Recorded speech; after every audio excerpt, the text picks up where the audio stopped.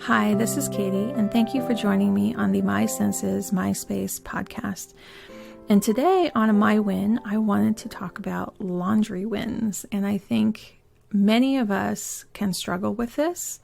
It may not be actually putting the stuff in the laundry machines, but it could be the part when they come out. So there's many steps in doing a load of laundry, right? And it's also very connected to how you store all of your clothes when they are clean.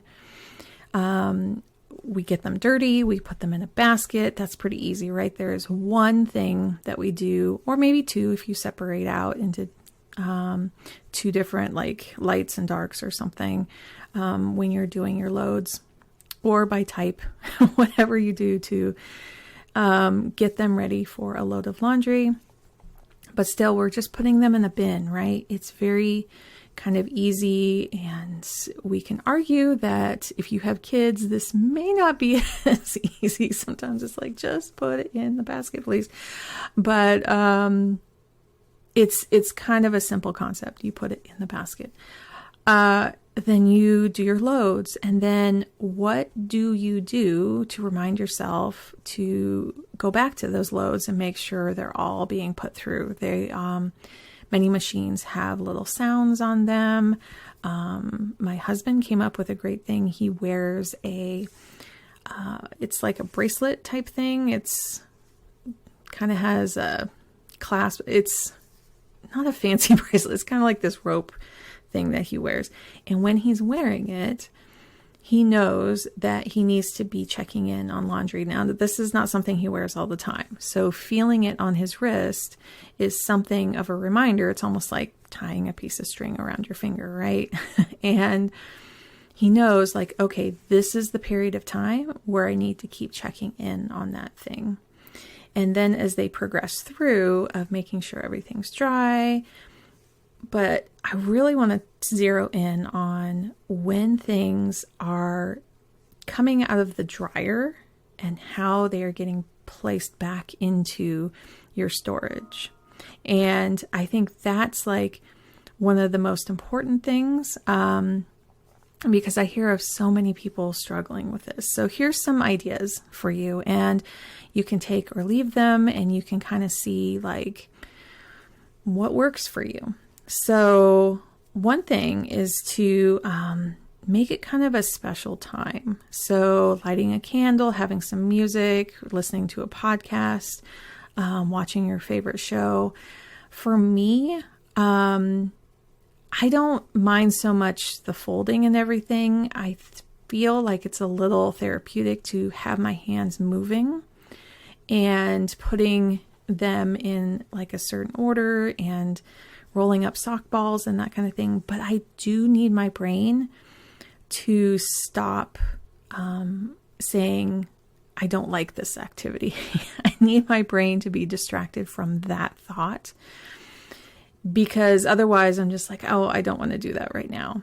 And so having something else for my brain to do, to just say, okay, we're not even going to have that thought right now, or we're going to just focus in on whatever story is being told to us through a podcast or a show. Or you can like have a timer. Some people really thrive on going, okay, I have 5 minutes to do this. How quickly can I do this? And make kind of a game out of it. And it also kind of distracts our brain from going, I don't like this. And we kind of can make it a fun little challenge, and it gives us this little bit of a rush, and we can still get it done. And also understanding that when we do time ourselves, we may have distorted how much time it actually takes. So our brains might have looked at it and go, okay, this is going to take like half an hour. And maybe it will. I don't know how much laundry you have.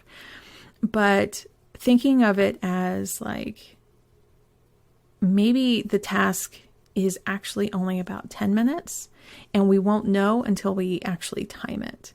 And I'm not talking about going super fast when you time it. You can time it super fast or not. It's up to you. But understanding, especially like one of my things that I really don't like to do is empty the dishwasher. I don't know why, but that to me is worse than folding laundry. But if I time it and try to understand actually how much time it actually takes, it's more along the lines of like 5 minutes instead of, to me, it seems like 15, 20 or so minutes. But our brains like to exaggerate that time because it's an activity we don't like. So here's some other little tips in terms of like, maybe you have all your laundry out and you have kind of something that will get you going. What can actually make the whole process faster? And in that, I want to like challenge you a little bit on what is the proper or right way to store your clothes or do laundry.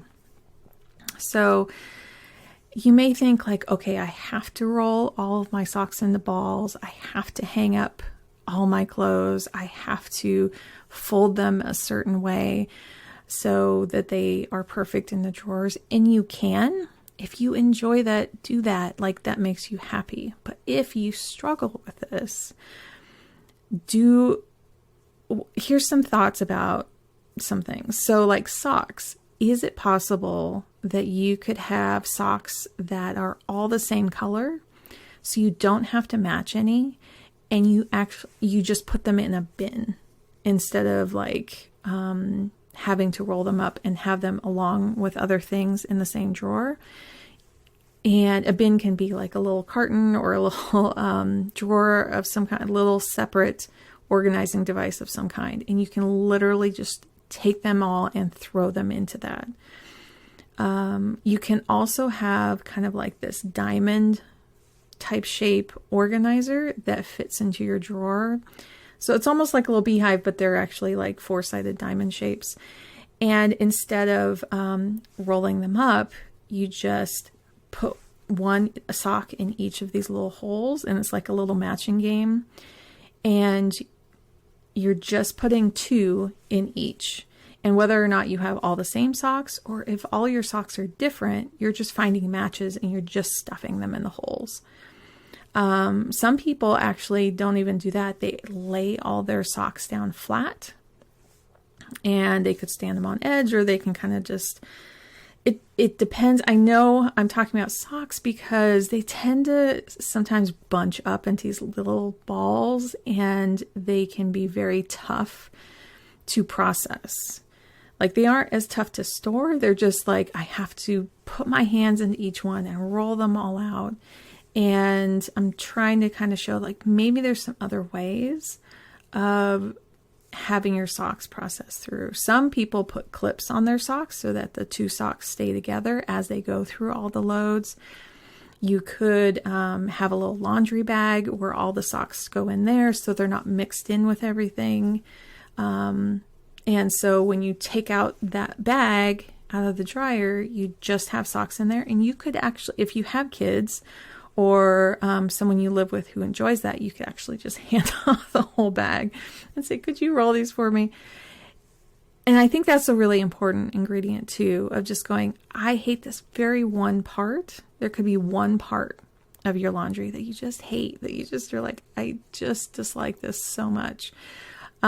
See if you can ask for help for that one part, and you can do the rest, or even trade another activity to kind of help out. But knowing that you don't have to do that part you hate can really help as well. So for myself, let's get past socks and let's talk about all the other stuff. I always put out everything on my bed to not only have a very large surface to process everything, because I feel that helps me so much to see so much. You could have a very large surface in your laundry area. You could have the dining room table or your couch or something.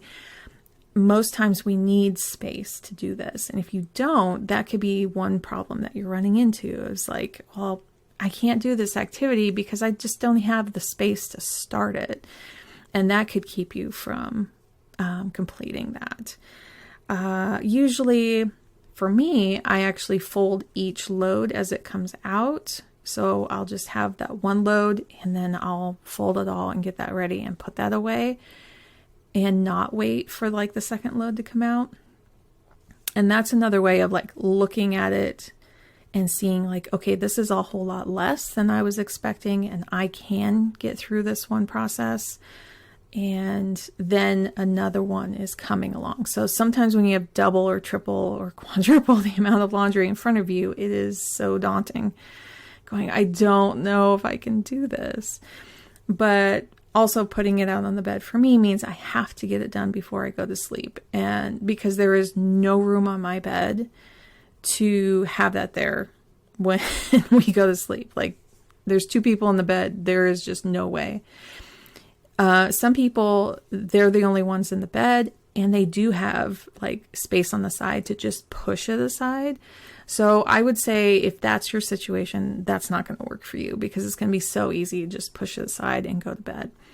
Now, if you're having chronic pain and that's, you know, you have to wait until another day or you're just so overwhelmed, then do what's best for your mental health. I'm not saying compromise that, but consider, you know, where you're putting your stuff so that it adapts to I have to get this done if that is your goal, or having it in a place that if you need to switch things up and not get back to it that day, that you're able to do that.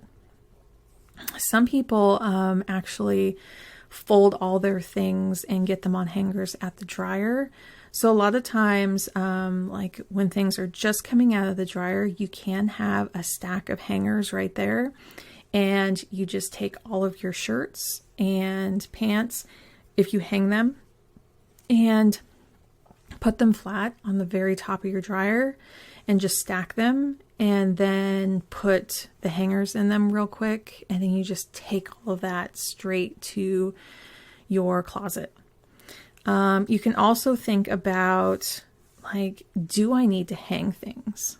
Do I even need to put this on a hanger? A lot of times, if it's like a t-shirt type material, it's much more easy to put it in a drawer. But unless you want all of your t-shirts really wrinkled, you can't just throw them in a drawer. Although that can work for a lot of very small kids. Like if you're doing a lot of laundry for little kids, you can very easily have like a tote or a bin for like just their t-shirts, just their shorts, just their pants, and literally throw them in there. And they're so small that they're might be a little wrinkled, but they're going to put them on and the wrinkles will release.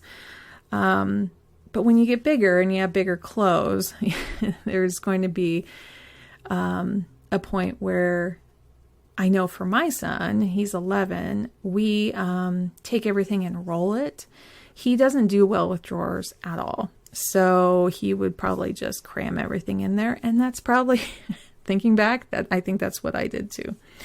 So, especially at his age. Like, I just wanted to just stuff it. And I remember stuffing it really hard into the dresser at the time.